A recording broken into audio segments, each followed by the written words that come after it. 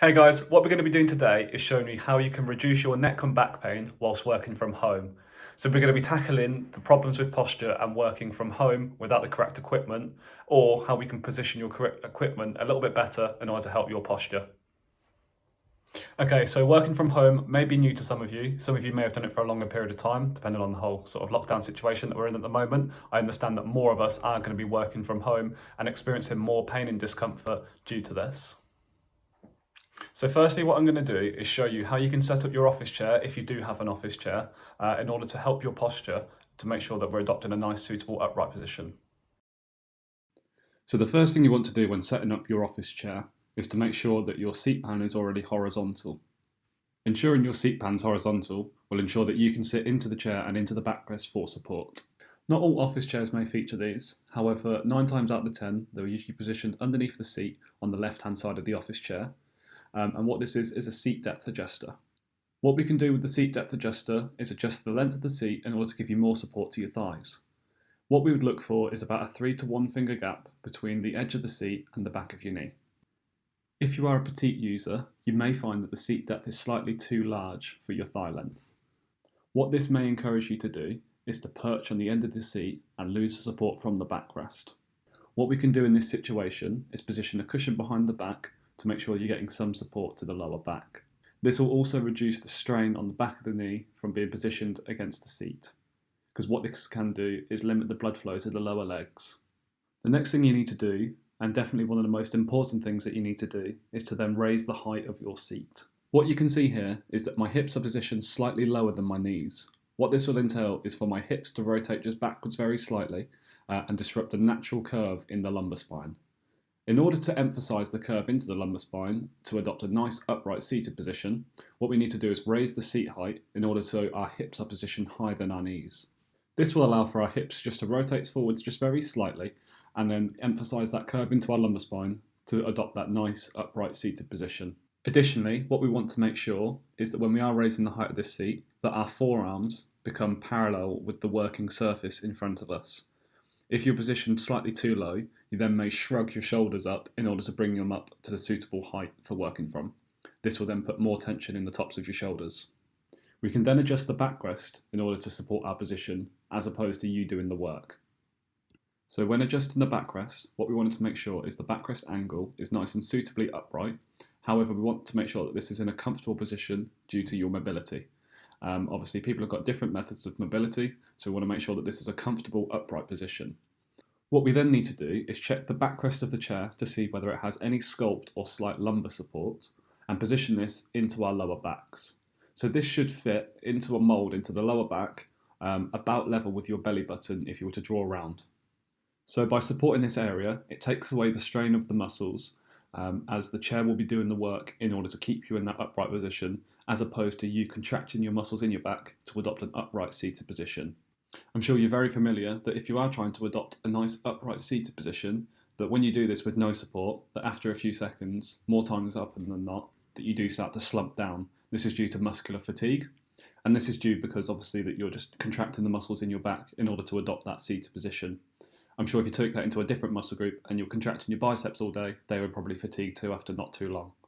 If your chair features armrests, what I'd suggest you do is position them at the same height as your desk and then position yourself nice and close to the desk. What this will do is allow you to position your elbows and your wrists and have full support to the full length of these. This will take quite a lot of the tension out of your shoulders when you are working for a long period of time. This is also a good time to work out whether you are positioned at the correct seat height in order that your forearms are nice and parallel from your armrest to your desks. What we can do is we can retract our elbows into a 90-degree angle, and if we are slightly shrugged at our shoulders, what we would probably want to do is raise the height of the seat just very slightly.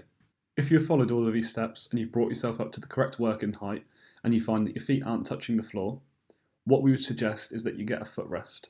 This is a much better compromise than obviously sitting slightly lower and potentially putting more tension in other places from disrupting your posture. If you're not lucky enough to own an office chair or have an office chair at home and you're working from a dining room table and a dining room chair, what I'm about to show you is how you can set this up a little bit better in order to help with some of the aches and pains that you may be experiencing from this. So as you can see, what I'm doing is I'm positioning more cushions underneath me and also to raise my hips higher than my knees. Again, what this is going to do is obviously open up my posture just very slightly, but more importantly, open up that curve into my lumbar spine by adopting a more sort of upright position by allowing my hips just to rotate forwards just very slightly. And then positioning a cushion into the small of my back for that support into my lower back to help maintain that arch and curve without me doing the work and the support to do the work. So that's just a makeshift solution. Better options are if you go onto Amazon, you can look at seat wedges and also raise your hips higher than your knees, or you can look at lumbar supports that are about £10 as well, that you can just position behind you for optimum sort of lumbar support. If you're working solely from a laptop, it might be possible that you're encouraging sort of pains in your upper back, in your neck, and around your shoulders. And the reason for this is it's very difficult to adopt a suitable posture when working from a laptop. So I'm just going to show you in this next video why this is. So what you'll notice is when working solely from a laptop is that it's very difficult to adopt a suitable posture.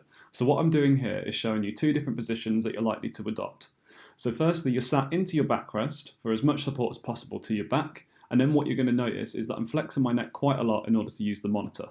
The reason for this is just because the monitor is solely too low. So what you're going to notice now is I'm going to adopt into a different posture in order to try and take the strain off of my neck. However, because we're working solely from my laptop, again, it's going to be very difficult to get us into a suitable position. So what I'm going to do is position the keyboard further away from me. This is just to reduce the amount I have to actually flex my neck down in order to see the monitor and work from the monitor. I'm then going to position my forearms on the desk for more support and to take some of the strain out the tops of my shoulders and into my neck. But what you'll notice now is obviously I'm starting to hunch forward, and this is obviously going to put more strain on my back from not adopting a suitable upright position. There is a fine medium of putting yourself into the backrest again and slightly outreaching at the arms and still a bit of neck flexion. However, this is still not an optimal position. The way in which you can combat this is by purchasing a laptop stand or by having a PC monitor for you to dock your laptop into. What you can then do is position yourself into your backrest for the support and then have your monitor raised to eye level. This allows you to adopt a nice upright posture. So the main points to take away from the video is obviously that we're bringing ourselves a little bit higher, so our hips are positioned higher than our knees to adopt that suitable upright position, trying to get some form of support into that lower back so the chair's doing the work as opposed to you maintaining that upright position yourself. And then obviously raising your monitor just very slightly, so then we're bringing it up to eye level, so we're not hunching forward or flexing our neck in order to take away some of the tension at the tops of our shoulders, neck and back. So I hope you enjoyed the video. If you do, give us a like, and also remember to subscribe and to come back for more videos. Cheers.